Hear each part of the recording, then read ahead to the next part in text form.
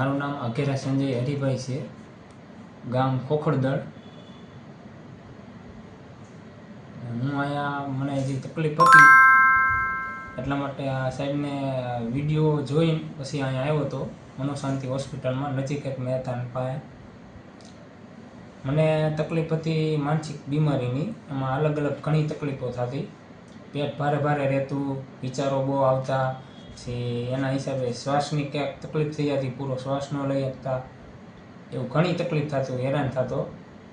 અને આ તકલીફ મને 2 વર્ષથી ધીમે ધીમે ચાલુ થઈ હતી, એટલે 2 વર્ષનો ગાળો હતો એમ. અને અહીંયા મેં ટ્રીટમેન્ટ લીધી 24 કલાકની, અને 50% જેવું રિઝલ્ટ મને મળ્યું છે. બહુ સારું છે એમ. ડૉક્ટરે સારા છે, ડૉક્ટરનો સ્ટાફે સારો છે. તું આવ્યો ત્યારે ગઈકાલે તે કેટલી બધી તકલીફો કીધી હતી, શરીરમાં આ થાય તે થાય, બધું કે વિગતમાં? મને જો ચાલુ ત્યારે પગમાં જણજણાટી, ધ્રુજારીને એવું આવતું. પછી ઊંઘમાં હોતાને થોડીક તકલીફ થતી, નિંદર ન આવતી એવું થતું. અને માથું ભારે ભારે લાગતું હતું, એવું થતું. પેટ ભારે ભારે લાગતું હતું. પછી શ્વાસ પૂરો ન લેવાય એવું થતું હતું. અને બહુ મોટા અવાજો આવે તો મગજમાં મજા ન આવે, મગજમાં આમ ઝટકી જેવું આવે એવું થતું હતું. ઘણી બધી તકલીફો થતી હતી. આના માટે કોઈ દવાઓ કે સારવાર અને લીધેલી? મેં ઘણા ડૉક્ટરોને બતાવેલી છે, 7 થી 8 MD ડૉક્ટરને બતાડેલું છે, પણ એમાં કાંઈ પૂરતું કાંઈ રિઝલ્ટ મળતું નહીં એમ. નિદાને બધા રિપોર્ટો ઘણા કરેલા છે, રિપોર્ટ બધા નોર્મલ આવતા. દવા ચાલુ હતી પણ દવાથી કોઈ કાંઈ ફેરફાર થતો નહીં. ક્યાં રિપોર્ટ કરાવ્યા હતા?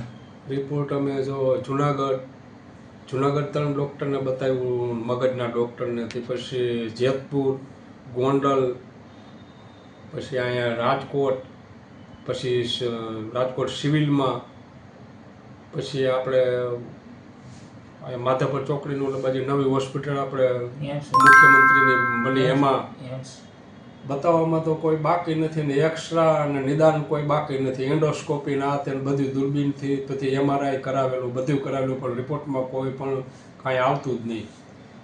પછી દવા ખૂબ કરાવી, લગભગ આ 2 વર્ષ ઉપર થઈ ગયું છે. પછી આ મારા છોકરાએ આ તમારો વિડીયો મોબાઈલમાં જોયો અને પછી એવું લાગ્યું. પછી અમે કાલથી અહીંયા દાખલ થયા એડમિટ, અને 24 કલાકની અંદર લગભગ 50% જેટલું રિઝલ્ટ અમને સારું આવ્યું.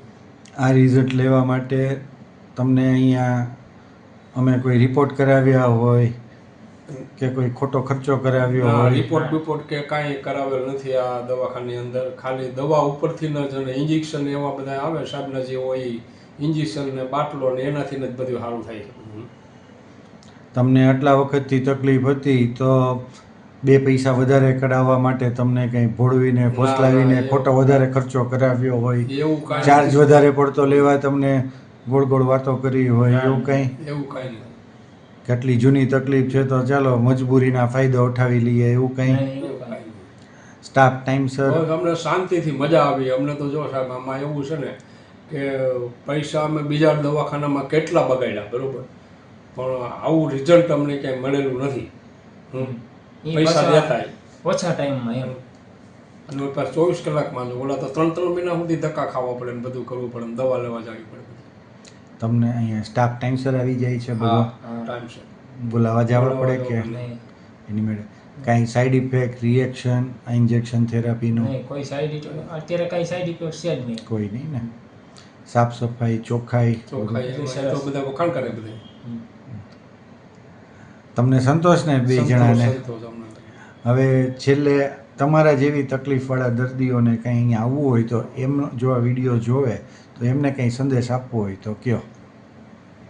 જો આવી કોઈને તકલીફ હોય તો આ સાહેબ નજીક મહેતાનો સાહેબનો સંપર્ક કરો તો તમને ચોક્કસ રિઝલ્ટ મળશે અને સારું થઈ જશે.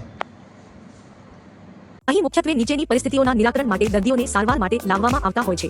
દર્દીને અત્યંત ઓછી દવાઓથી તાત્કાલિક રિઝલ્ટ જોઈતું હોય ત્યારે, લાંબા સમયથી ચાલુ હોય તેવી દવાઓ કાયમી ધોરણે બંધ કરવાની ઈચ્છા હોય ત્યારે, ફક્ત ટીકડીઓ ખાવાની બદલે કાઉન્સેલિંગ પદ્ધતિથી પણ રિઝલ્ટની અપેક્ષા હોય ત્યારે, લાંબા સમય સુધી પણ દવાઓ ખાવાથી દર્દીની અપેક્ષા મુજબનું રિઝલ્ટ ના મળતું હોય ત્યારે, દર્દી હિંસક અથવા આક્રમક બનીને તોડફોડ અથવા અન્ય નુકસાન કરે ત્યારે.